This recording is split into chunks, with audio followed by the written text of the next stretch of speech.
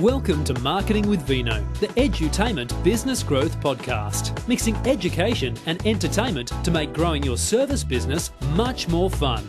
Your hosts, Quinton Venter, online marketing expert, and Gaby Kowalski, creator of the Business Freedom Formula, have a glass of wine and share powerful and up-to-date strategies to help grow your service business fast.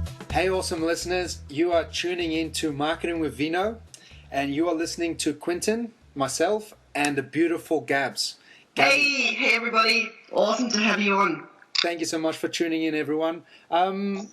If you have listened to the previous episodes, please go to iTunes and give us a rating. We would love that, just to get our name out there and share more of the love, because our mission is to get this content out there to as many business owners, service business owners in the world, and you are our vehicle. So please go around and vote for us. Leave a little bit of comment. It would mean the world. Yes, thank you in advance for all of you that are going to do that. Really, really appreciate it. So today, what we want to talk to you about is burnout and how it affects our business. So one thing that I've noticed with my clients is the first thing to go when they're working too much and they're feeling run down is their marketing. It's all of a sudden they go into sort of preserve mode, and they just do the bare minimum because they're pretty tired and burnt out because they've been, working way too hard. So we wanted to have a chat to you about how to hack this, how to actually avoid burnout so you don't ever have to deal with it. Sounds pretty cool, yeah? For me personally, yeah, Quinton, yes, go and be my cheerleader here. They can't tell me.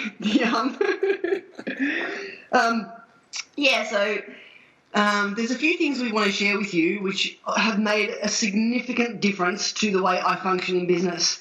I've always been, and if you can relate to this, I've always been a bit of an overachiever, always, gung-ho and wanting to get phenomenal results, working my little ass off. And to be honest with you, to even end up in business, to be an entrepreneur, to be a business owner, you got to be kind of special. You're the kind of person that has the balls to back yourself, and you have the ambition and the drive to get stuff done. However, what I've discovered over the years is, even though that's honourable and awesome, and there's hats off to you and to us as a collective, so to speak, I've noticed that there's certain things that we have programmed in us that actually set us up to burn out. So I want to share them with you. Beautiful. Literally, what had me identify all of this was there's two levels to burnout, guys. There's the real actual burnout, which is the medical term of burnout, which means you deplete your adrenals. You actually physically completely deplete yourself to a point where you're sick. It can take anywhere from 2 to 7 years to get over that burnout, and it's not fun. So a couple of years ago, I went through this. I physically burnt out. I completely depleted my adrenals. I put my body into a not so great place. I went from being this super active, super energetic, over ambitious and overactive person to someone who couldn't do it. I just couldn't do it anymore. Could not physically maintain a full-time workload, and had to find ways to get more energy. Now, there's pros and cons to everything. The benefit of that is it had me create businesses that rely on me working only 2 days a week. So now I'm wrapped because it pushed me into creating more freedom from business. However, on the downside, it was hell. Honestly, it was hell experiencing that kind of burnout. And I had the warning signs leading up to it. The fatigue, the feeling like crap, the needing to slow down, all the warning signs telling you you're about to burn out. Didn't listen. To be honest with you, for me, I was so oblivious to communicating with my body that I wouldn't even know I was exhausted until I was flat on my face. I'd be like, go, go, go, go, go. If you can imagine the visual of a rhinoceros charging, running, and then slipping on a stone out of the blue, and then it's crashing and burning. Boom. That's what would happen to me. was that a decent visual? Yeah. I can just imagine the face palm. It's just bang. Yeah. And then a dust cloud. That's it. That's what would happen. And they'd be like, what happened? And, they'd look at, oh, shit, I was, sleeping an average of 3 to 4 hours a night and working a lot. Okay, that makes sense. Anywho, so over the last couple of years, I got really curious as to, well, what's going on? You know, what's really going on that has this happen, not just to myself, but to fellow colleagues, to clients. And there's a few things I found. One that just changed the game completely I want to share with you right now. It's something that I've created into what I call the 4 levels of existence. And what I've found is this. I found that there's 4 types of person, or four levels of existence, meaning 4 places you can live at any given time. And entrepreneurs tend to live in one particular place, and it has its pros and cons. Burnout is one of its complete consequences. So level 1, I'm just going to give you all the levels. Level 1 is where quite a lot of the human population actually live. It's kind of sad, but it's true. It is they're not happy in their current reality, meaning they bitch and complain a lot. They tend to complain about, you know, their food, their car, their job, their partner, their kids, their friends. They complain, not happy in the now, and they don't have any sexy, really beautiful, inspiring goals for the future. This is level 1, and this leads to depression. Wow. Level 2 is also another level that makes up quite a fair bit of the human population. It is they are content and happy in the now, but they don't have any sexy ass, super awesome goals for the future, meaning they don't have ambition. Yeah. That equals boredom. So in level 2, the common sort of consequence there is, you know, food addictions, alcohol addictions. It's, you know, people that are hanging out and waiting for, you know, Friday to finish so they can go and get drunk with their mates and escape their, you know, their lack of future to look forward to. Yeah. Level 3 is where most business owners live, and it is not content in the now and have sexy ass, phenomenal goals for the future.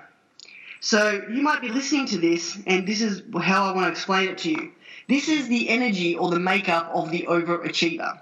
They're always driven for more. They've got big goals. They've got big visions. They've got no problem setting goals and achieving them. You know, they've probably been the best at something in their life. They're probably currently the best in certain parts of their life. You know, they're quite critical and judgmental of themselves, really, because they have high standards. Yeah. It's not a bad thing. The standards are really high.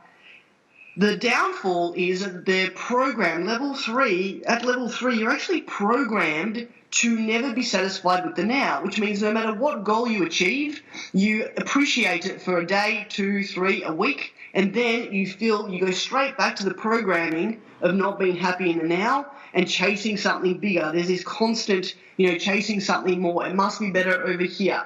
You know, it's the world will be better once I have X, Y, and Z. And this kind of makeup means that, you know, you could be someone who has 12% body fat, but your goal is 8% and you're miserable. Yeah? You could be someone whose goal is to make $5 million a year and you're making 4.2 and you're miserable. It's insane, because if someone's looking at your life through a window, they'll think you're friggin' crazy that you can't appreciate what you've got. So at level 3, that doesn't mean that you can't appreciate. Meaning it doesn't mean that you don't have gratitude. You can definitely be grateful for things. What it means is that you're pre-programmed to be chasing the future and not really living in the now and not embracing the now. Yeah. And that equals to burnout because you're constantly on the go. Level 4 is where all the cool shit's at. Level 4 is where there is no burnout. Level 4 is where there's true freedom and true fulfillment. Level 4, I believe, is where Richard Branson lives, and I'm going to share it with you right now. Level 4 is I am happy and grateful for my now. I see all the cool stuff I currently have, and I'm present to it. I'm authentically grateful. And I have sexy ass goals. However, my sexy ass goals aren't I need to have that, or, you know, they're not goals that make me feel like once I have that, then I'll be happy, fulfilled, and life will rock. Hey, that would be cool. Level 4 means I'm so happy with my life. Everything's rocking and banging. I can see all the awesomeness in it. And you know what? It'd be really cool to learn how to play the piano. It'd be really cool to do a podcast and touch various people around the globe that I'll never know and make a massive, massive ripple difference. In level 4, you can't burn out because you're never in a place of desperation. You're never in a place of, working yourself to the ground because you're trying to get somewhere you think is better. Does that make sense? Yeah, wow. I've actually never thought of it like that. Thank you so much. Yeah. So this is where, if you've done any spiritual development at all, you would have heard to be grateful. Most of the spiritual teachers out there tell you that the number one strategy is actual gratitude and being present. And they're all leading to, this is my theory, they're all leading to a level 4 existence. In level 4, you authentically do get it. In level 4, you start to sort of what I call filter in, which means you start to perceive or you start to pay attention to different kind of stuff. You're no longer looking at what's wrong with the now. So, for example, if you're in level 3, you're like, oh, you know what, I'm too fat, I'm too broke, it's not good enough, I should do more. You're shooting all over yourself. Yeah. In level 4, you actually notice the good. The other day, I was blown away by this. The other day I found out that 75% of the global population eat 1 or less meals a day. And I was like, yeah. Wow. 75%. And then all of a sudden I'm like, oh shit, I forget I live in first world. Yeah. I forget Australia is first world. That hunger is linked to poverty and homeless people. It's the average Joe, even people that are classed as poor or, underprivileged, so to speak, still live better than most kings did a few hundred years ago. They've got heating and running water and all that kind of jazz, or, hot water running. But anyway, so I'm sitting there thinking, God, 75% of the global population eats 1 or less meals a day. And when was the last time I appreciated the fact that I eat a lot more than that? And I'm sitting there going, shit, not only that, but I eat organic and, high quality stuff, and it's like I'm picky about my food. Yeah. There's people out there that would take anything, and here's me being picky. Oh no, this has got that preservative in it. No, thank you. And this is where in the state of living from a level 4, you want to actually maintain and build the muscle, because if you're a level 3, if you're programmed to be a level 3, it's sort of like, up until now, you've been the kind of person that didn't eat right and exercise. And so as a result, you're unfit and potentially a little bit overweight. You can fix that by conditioning yourself to eat right and exercise forever. And then you'll be healthy and fit, yeah? Would we all agree that anyone who's listening here, that there's no magic pill? It's not about, I'm going to take this one pill and it means I'll have a 6-pack forever. Can we all agree that pill doesn't exist? That myth has sailed. That's gone. Beautiful. That's gone. So no different to this stuff, right? If you want a different result in business, you've got to be willing to take on a different way of living, a different way of being, a different way of thinking. And so if you want to feel awesome, have inspiration and come up with innovative ideas and just feel what I call in the zone. So if you're listening and you've experienced what I call the zone, it's that state where everything just works out. It's that state where everything you say is golden. It's that state where you're having a sales consult and just, wow, you're sitting, it's almost like you're listening to yourself talk, because the stuff that's coming out of your mouth is pure genius. Yes. It's like you're driving along and you get all green lights and you get the perfect car spot and, there's no queue at the chemist and whatever it might be, right?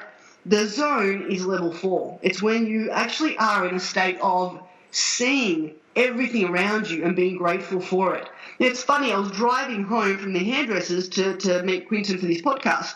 I'm driving along talking to my mum, and my mum tells me that her washing machine just stuffed up. Now, if you understand my mother is just she's a clean fanatic. She washes everything. She was just washing all the doonas again. She does that quite frequently.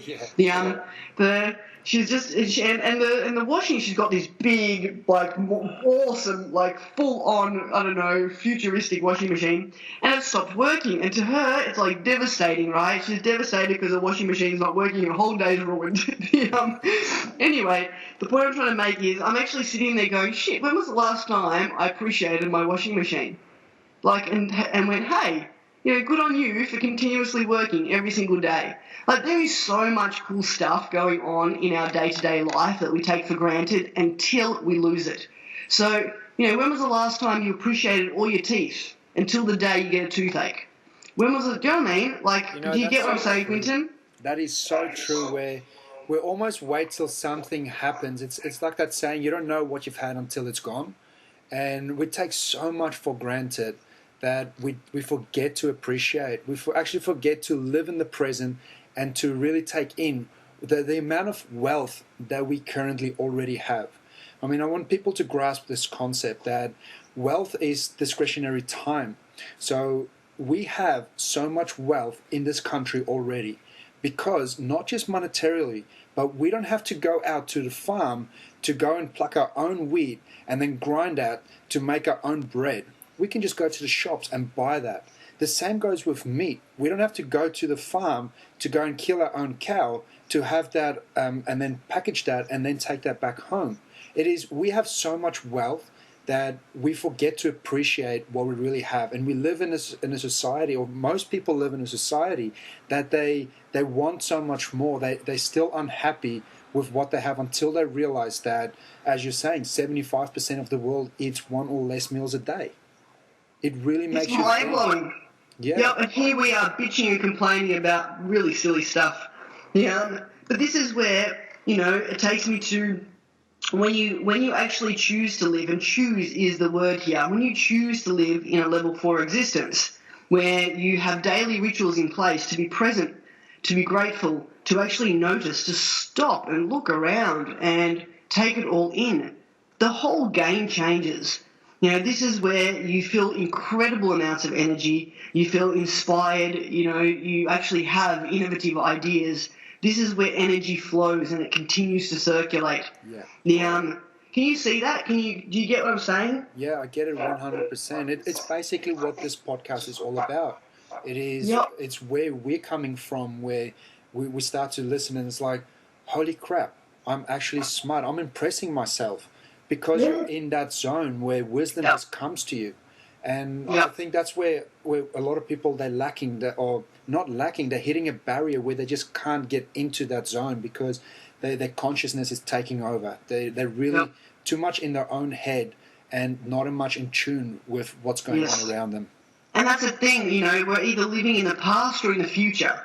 And everyone's missing their life. Their life's just going by.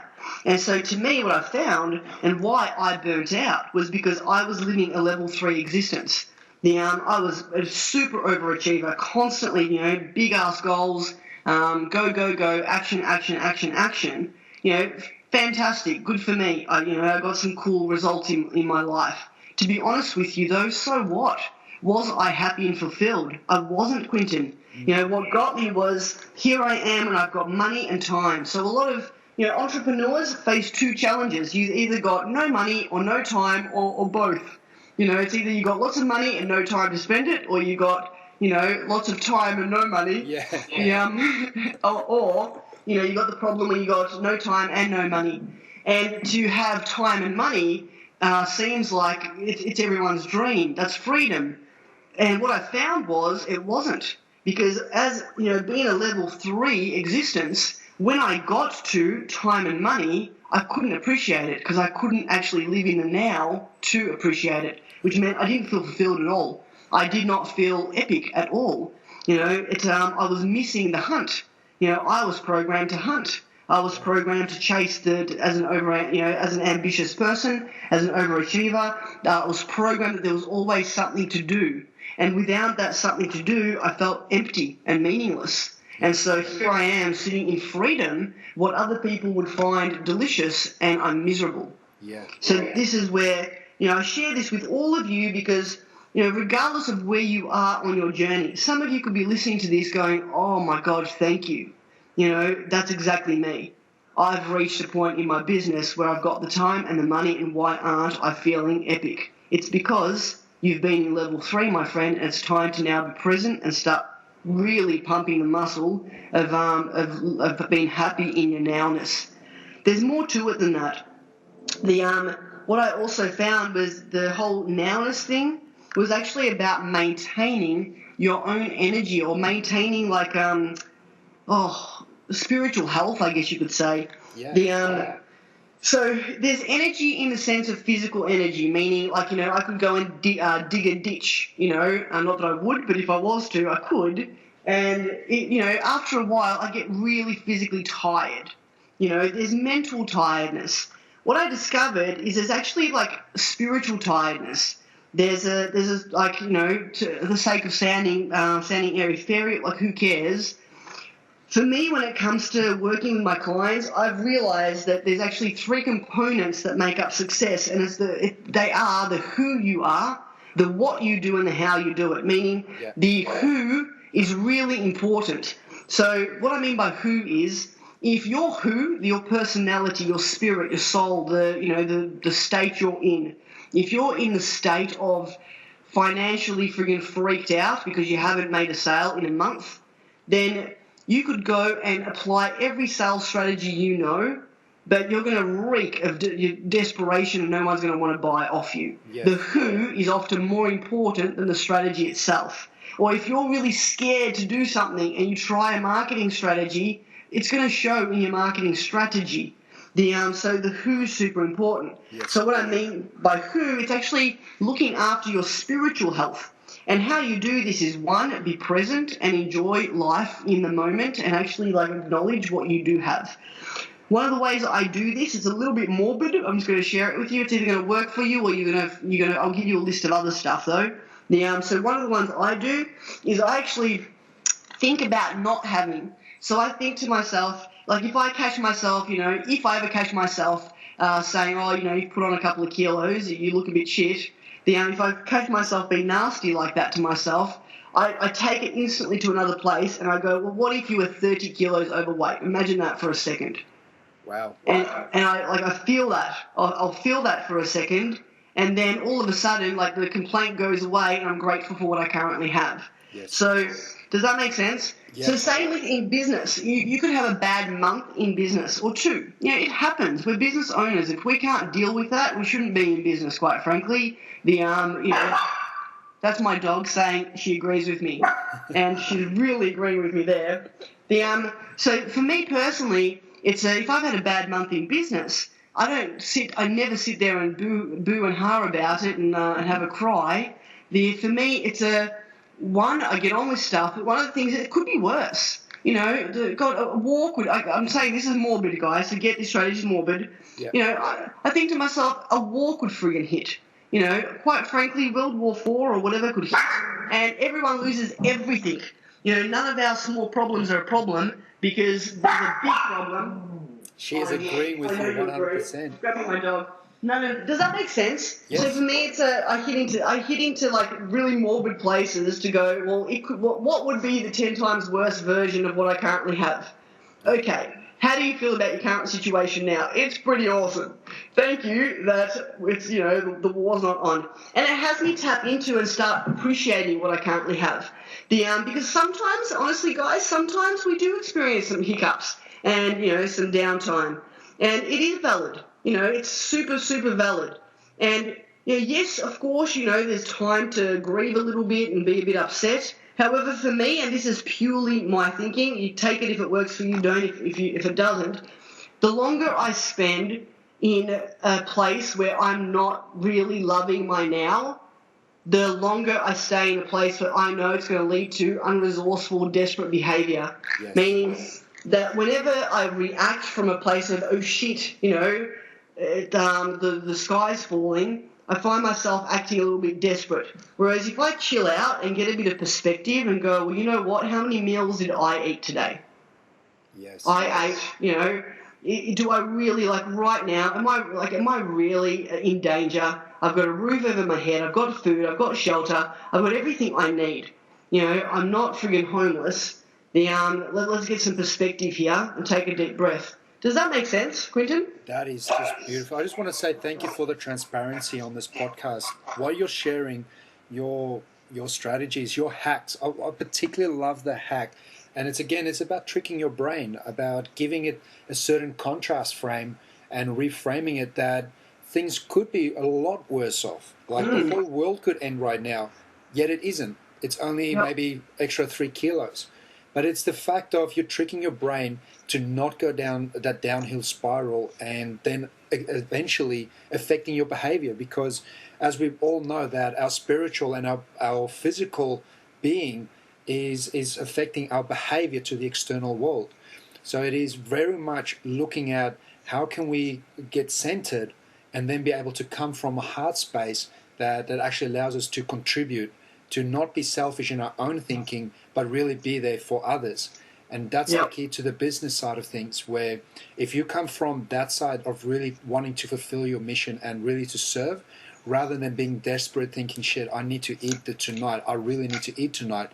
Yes, you're going to be more prone to really might be more prone to make things happen, but your client, your prospective client is going to sense that.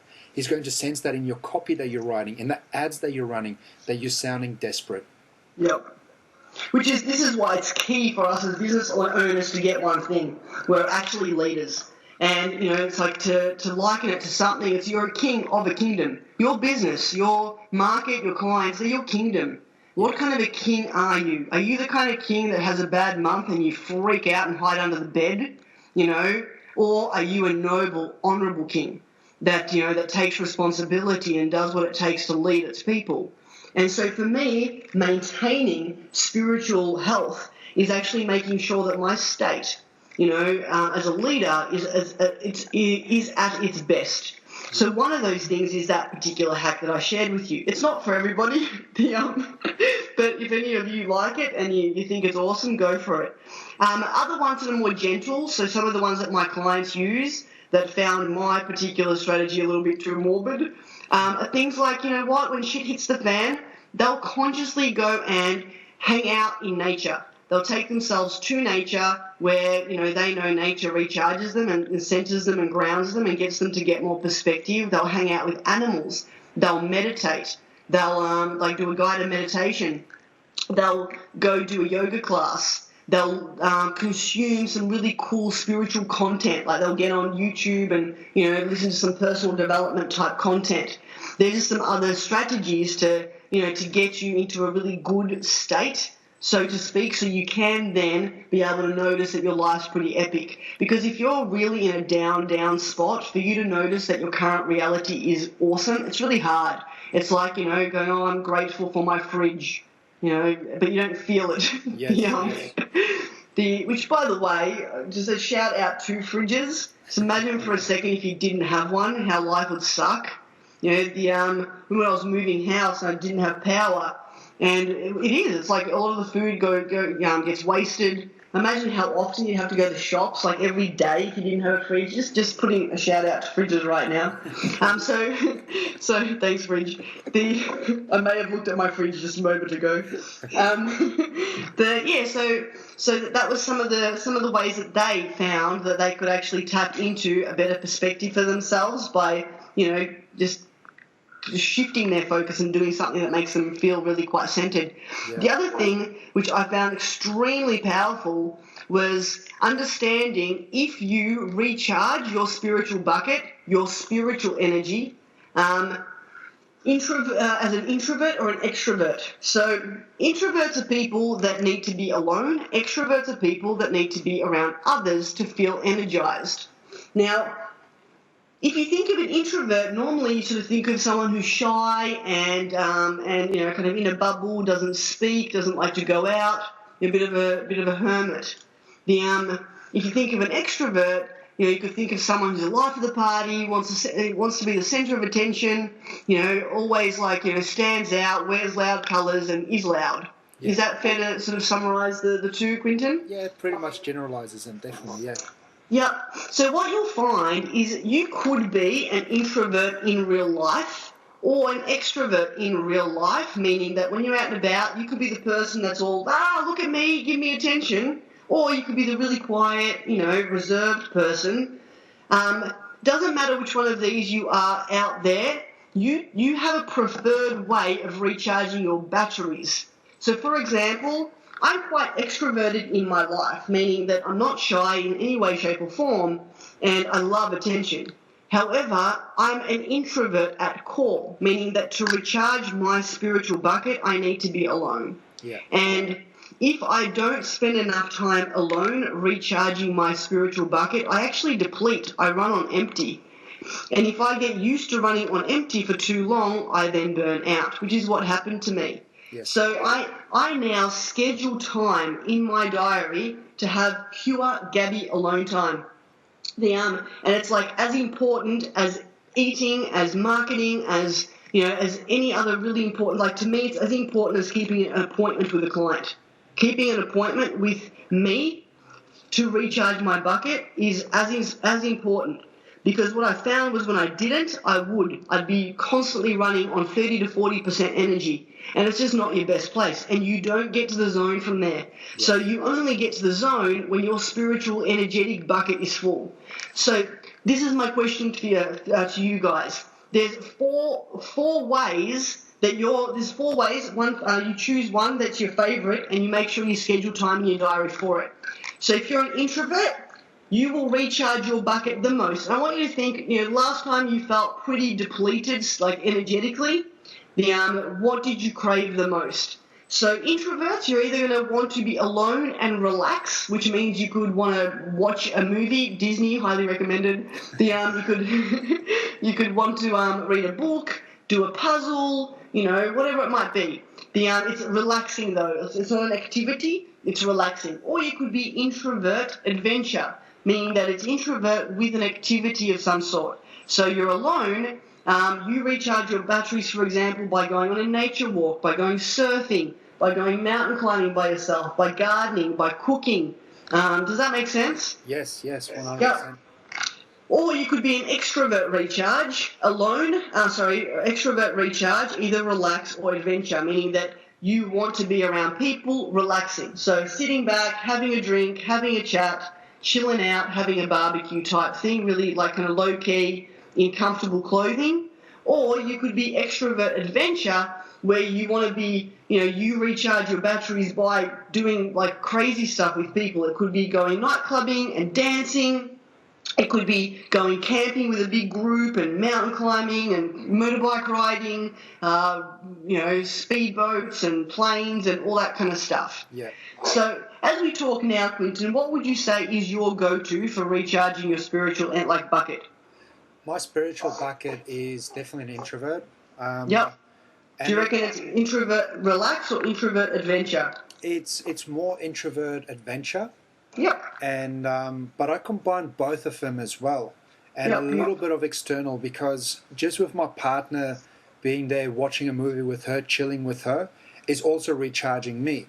But at the core, I must say that I'm introvert adventure, because where I get my senses back and basically recharge my batteries is when I go to the beach, or I go for a nature walk, or even if I take my dog for a walk, and I really spend time with her. That recharges my batteries tenfold. And then second to that would be introvert alone, when I go to relax, you mean? Yeah, when I do a relaxing session, meditation, when I go to a yoga class. And then it is extrovert and very low key with M. Relax. We'll be hanging out and having a small little get together or something like that. So definitely that's what I resonate with. What about you? And so what you'll find is you're going to have it's going to be a 1, 2, 3, 4 process, meaning that when you're completely depleted, Quinton, you're most probably going to need to introvert relax. Yes. When you're completely depleted, once you've built your battery up and you've kind of taken it from critical to a stable 30 to 40% full, you're then going to be your natural state, which is introvert adventure. And that's where you're going to want to go work out at the gym or, go for a nature walk, whatever it might be. Yes. Then once that bucket's full, you're going to want to hang out with others and relax with them. does that make sense? Yeah. Once your spiritual bucket is at somewhere between 80 and 100%, you can do all four beautifully, which means that you can actually go on an adventure with others and have an awesome experience, but that's because your spiritual bucket is full. As your spiritual bucket empties, this is how we gauge it, guys. We can't do our number 4. The thought of our number 4 makes us go, oh, God, do I have that on? So if you're an introvert and you've got a party to go to, and you're going, oh, I really couldn't be bothered, you know that you're an introvert and your batteries are pretty low. Does that make sense? Yeah, I think it's also to have awareness around it, that when you recognize what the events that's taking place around you, how you're responding to it, and really feeling how you're responding to it, it tells you to what you should actually be focusing on and where you should be spending some more time to. Yeah, that's it. So this is where, to me, if you're currently listening to this and you're feeling a bit burnt out, it's January or whenever you're listening to this, you could be listening to this after it launched. And if you're sitting there going, oh, I had a break over Christmas and I'm still tired. Because Christmas, for a lot of people, is actually more taxing, especially the introverts, because they're around people. So if you're an introvert recharger and you had some time off over Christmas, but you spent it with people, you're less likely, you're going to be more stuffed after it than before it. Yeah. So I encourage you to get your diary out and map out some alone time ASAP. If you're an extrovert and you're listening to this, and you've been working too much, in and on your business, and it's been solo. So if you're a solopreneur, meaning you don't really have a heap of staff on, and a lot of people to talk to, and you're an extrovert at core, that also screws you up. So you sitting there working on certain projects alone for hours and hours and days on end is actually killing your soul, so to speak. Please schedule in some extrovert activities ASAP. This is the first time you're ever going to be told, if you're an introvert, relax, chill out, and don't take a day off. And as an extrovert, you're going to be told that it's actually beneficial for your business for you to go party with your friends. Yeah. You guys can take this as giving yourself permission, because as oftentimes we neglect ourselves more and we don't make it a priority. So make this a non-negotiable, that it is you time or that it is time to go out. And really make it a non-negotiable, because the long-term cycle is that it is going downhill. So hereby you have permission to schedule yourself in and make yourself a priority. Yeah, and this is what has you be able to maintain a level 4 existence. Because when your bucket's full, when you're putting yourself first, when you're looking after yourself, you're actually happy in your now. You can't be happy in the now when you're friggin' put last, where everything comes first and you're put last, and you're either working alone and you miss being around other people, you're feeling depleted, alone, isolated as an extrovert, or you're completely friggin' just overstimulated and need a break from humanity as an introvert. Can you see that, Quinton, that without maintaining this you can't be a level 4? Yeah, 100%. I agree. And to if you guys are sitting here and you want, you may already have it. Ultimately, what we're talking about here is feeling epic, being in a zone, and feeling true fulfillment. Truly feeling awesome on a very consistent level. So you could already have the time and the money, and you're currently feeling unfulfilled. This is your key. You could be in a place where you don't have either time or money, and you want it. You're a few steps down the mountain.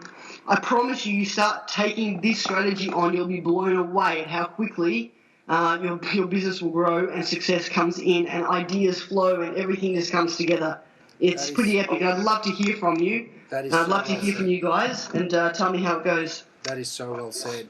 And guys, for those of you listening, the way that I take this on is, if I've got a sword or a knife, and if I keep on using that knife consistently, over time it's going to become blunt and it's not going to get the job done as well. So take a moment throughout your calendar and sharpen your knife. If you're that go-getter, take the time to sharpen your knife so that you can get the job done correctly and effortlessly each and every time. Because if you're working with a blunt knife or a blunt saw, it's going to take you longer to grind and to get through that. So that is my message to you, is really to find what it is for you to be able to go and sharpen your saw. Yeah, and it's different. Like, this is where, get curious about what rocks your boat. Like I said, I know for me, it is actually all about taking time out, guys. It really is. It's about taking time out of your business to just be in the moment, to really, really be in the moment. It could be going surfing, it could be yoga, it could be whatever. For me, what actually has me tap into presence and just like slowing down and breathing and feeling quite centered and connected. I like yoga, but it doesn't rock my boat, meaning it's not my like hot button. It's not my primary way to get there. For some of you, it could be. For some of you, it could be meditation. So what I'm trying to say here is you could have heard people tell you to do yoga, to meditate, to blah, blah, blah, blah, blah, and give you strategy after strategy. What I'm saying is play around with all of them and see which ones rock your boat the most. For me, it's actually learning. It's actually consuming content, reading stuff about spirituality, learning new concepts and ideas that fills my bucket the most. Yes. Yeah, like for other people, it's not though. So for me, playing a video on YouTube, that's related to personal development, really does fill me up and make me feel connected and grounded, and just gets me to stay in level 4. For you, it could be meditation. For somebody else, it could be yoga. For somebody else, it could be a nature walk. For me, nature walks while listening to an audio awesome book. Oh, yeah, it's it's epicness. So it's find your thing. If people tell you should meditate, maybe you shouldn't if you don't like it and it's not rocking your boat and it feels like you're forcing yourself to do it. Would you agree with that, Quinton? Yeah, I agree 100%. And I've actually just this past week started playing with a new thing for me, and it suddenly just came to me that throughout the day there's so much noise going on, and as much as I like listening to music at times, or audiobooks, or speeches or learning material, at times I just want to tune out. So what I've been doing is I've downloaded an app called White Noise on my phone. So for 15 minutes a day, or when I'm just doing work for clients, I've actually just got my earphones in with white noise. So the static of a TV, for example, or raindrops. And that I found this past week, my spiritual recharge has been phenomenal. Just the fact that my thoughts are coming back to me and I'm not constantly singing along with the song or thinking about other things that I can do with the information I've just learned, that I can just simply sit there and collectively do my work or be in a moment and have my thoughts back. So for other people, it might be to listen to music. For me, it is the past week. Yeah. I've now been playing around with white noise. And if that's your thing, guys, go for it. I'm going to play with it for another fortnight because I like to give it about 3 to 4 weeks of consistency. And then I'll make a decision whether or not it's actually doing its thing. Well, I like that. It's funny you should say that. For me, like if I'm doing stuff or if I've got a lot on, I can't stand noise. Like I don't want the radio on. I'll be driving in silence. Everything's silent. I need silence. Yeah, the additional stimulus it's too much for my little body. But when you think about it, right, there's different types of people on the planet. If any of you guys are familiar with NLP that are listening to this, you've got people that are visual, people that are auditory, and people that are kinesthetic, meaning there's people that, their primary favorite sense is sight. There's people that prefer hearing and sound. They're the auditory people. And there's people that prefer the sense of touch. They're the feel, the kinesthetic people. So ultimately, for me personally, my preferred way of experiencing the world is visual kinesthetic, meaning that I experience, like, to me, looking at things and feeling things is the way I like to experience things, and the sound of things is actually the least important. It's got to, does that make sense? Yeah. So for me, whenever I'm depleted, I need more of the visual kinesthetic stuff. So if you're the kind of person that, this is how you'll know which one you are. Visual people, tend to use words like do you see what I mean? They're quite visual. They see a lot more. They're into colours and the way things look. They really do notice the detail of aesthetics and beauty. They'll put more effort into their appearance usually. Yeah, often how they dress. Sorry? It's often how they dress on how they want to appear to the world, that there'll be something that stands out of the norm, whether it's their nails that are beautiful, or their hair, or the suit that they're wearing, or usually the shoes that they are wearing, whether it's nice shoes and polished. That's how you can always tell what type of senses they have. Yes, so if you're visual, you're going to be someone who talks quite fast, you see things, you're a bit of a, you're going to think about the future, you're a bit of a bit of that guy. Now, if you're a visual, then you prefer visual stimulus. Visual stimulus actually recharges you. So one of your strategies could actually be consciously go out and look at things that are beautiful. So if you're visual, go and hang out in nature, or go look at things that are beautiful. It'll recharge you. So one of the ways I love to start my day, I live by the beach, is to go on a beach walk. Because I'm visual kinesthetic, meaning I'm visual and I'm a feeler, those two senses rock my boat. So when I go and walk on the beach barefooted, I can feel the sand. It's so soft. Wow. And I look out at the water, and it's just stunning. The sun comes up from the other side, so in the morning there's no glare in my eyes. It's just I get this beautiful view of the water, and it's just it's such a recharging thing for me because I'm visual kinesthetic, and there's no noise there, which I like because I'm not auditory.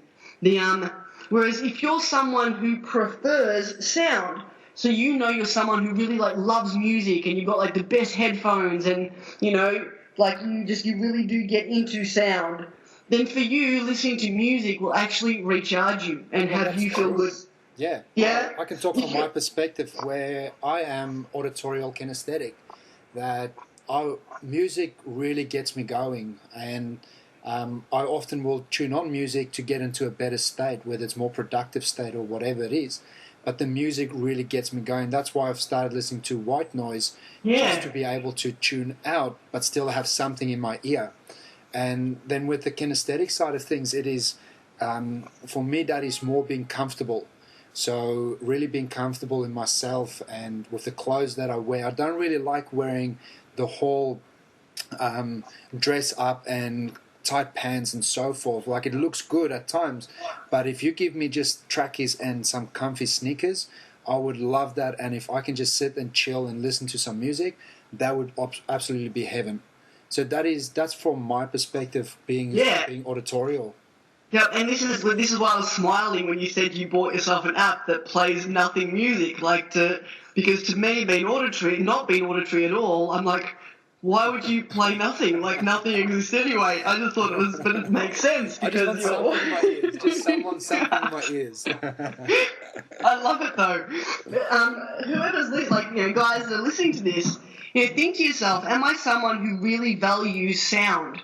Am I the kind of person who gets distracted by sound really easily? You're auditory. It's it's one of your primary preferred places to experience the world, and thereby, use that to recharge your batteries by either listening to white noise or playing your favorite music. If you're kinesthetic, by usually we have we'll have one that we favour above the other two. Some people are almost 50-50 on two. Some people just favour one, and the other two are really, really dormant. But you'll know with yourself. If you're a feeler, meaning if you're kinesthetic, and it's about feeling good, it's about doing something that feels good. For some of you, it could literally just be to stay in your pajamas a little bit longer in the morning and just curl up, in bed for a little bit longer, just lie there and think about cool things and be grateful. Yeah. That would actually rock your boat and fill your bucket, because it's going to directly speak your language. Beautifully said. Is there anything you want to add to some other hacks you found around staying inspired, staying energized, and avoiding burnout? Yeah, look, my personal experience with that was I've been training for over 7 years now, and as I was training, I used to go to the gym 6-7 times a week for an hour and a half, and that used to be my way of sharpening my blade, where I would go and just recharge. Hanging out in the gym was amazing with my buddies and having a ball. But it wasn't until I started listening to audiobooks basically while I was working out that my brain started going a million miles an hour, thinking about what I could do and what I should be doing instead of working out. So I actually got out of touch with my workouts. So I've actually reverted back to yoga and to experience yoga from my mind to be able to switch off. That in that hour and a half that we're together in the room, I'm now actually listening to what she's telling me to do. So I'm constantly focusing on her voice and getting in flow with the motion and focusing my breathing. That has allowed me to sharpen my tools tenfold than what I got out of working out in the gym in the recent years. So I'm so grateful for discovering that, and that's what's working for me. And as you said, for others it might not, but for me that's what I resonate with at this point in time. And Awesome. and now Ultimately, like, what you're saying is you found something to do to be still, to be present. Guys, it is literally finding something that has you be still and present.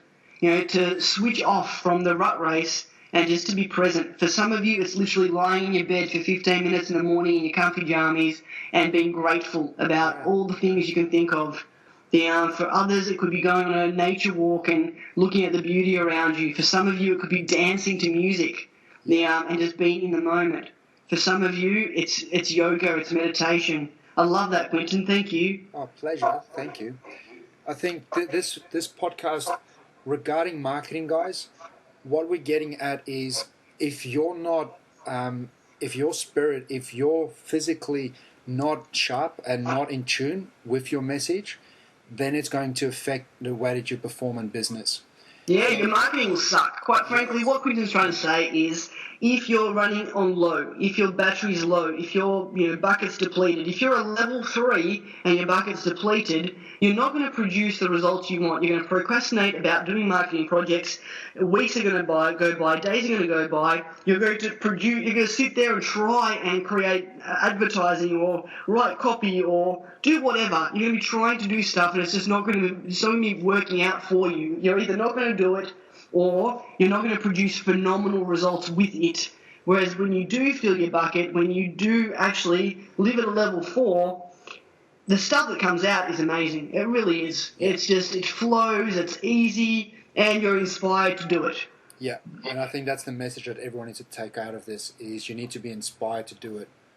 Yeah, and this is why we wanted to talk about this today with you, because we thought in the upcoming episodes we're going to be giving you quite a fair few strategies, specific strategies on how to do certain things. Whereas if we don't get this out of the way first, the strategies that we give you, you may not implement. And if you don't implement them, we're not really making much of a difference out there. So we want to make sure that you are a level 4, inspired in the zone machine that's going to implement some of the cool stuff we share with you in the future. Thank you so much for sharing your wisdom, Gabs. You too, right back at you, honey. It's been fantastic drinking and chatting with you, as always. Hey, we didn't even cover what wines we're drinking. Oh, I'm still I'm drinking a Cab Sav again. I promise to move to a different wine in future episodes. That is so funny because I'm on the Pinot Gris again. Beautiful. I'm not much of a white wine drinker, but I'm thinking I'm enjoying this for summer. Love it. Well, either way, where the combination seems to be creating really good conversation. We should see which wines produce the best podcast. We should measure that. Hey, I think that's up to the audience to vote. So everyone that is listening, if you can go to iTunes and vote for us on which episode you've enjoyed most, that will give us an indicator of which wines we should be drinking more of. Love it. Thank you so much, guys, for hanging out with us. It's been a pleasure and an honour. Thanks, guys. Thank you, Gabs, and have a wonderful day. You've been listening to Marketing with Vino. If you enjoyed this episode and want to access the resources discussed in this episode, go to marketingwithvino.com and select which episode you've listened to.